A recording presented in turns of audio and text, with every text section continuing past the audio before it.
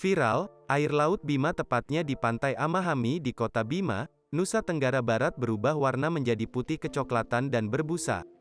Selain berubah warna coklat keputihan dan berbusa, perubahan warna air laut itu juga menyebabkan sejumlah ikan mati mengambang.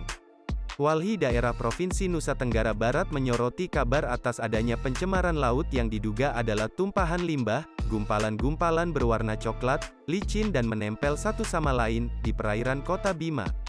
Tumpahan yang diduga limbah tersebut dapat diduga keras pula bersumber dari kegiatan usaha Pertamina yang berada di pantai laut di Kota Bima. Berdasarkan pengamatan warga setempat, peristiwa permukaan air laut yang tertutup kotoran yang diduga limbah tersebut sudah terjadi setidaknya sejak 2 hari yang lalu. Ditunjukkan dengan adanya perubahan warna air laut di sepanjang pantai Amahami.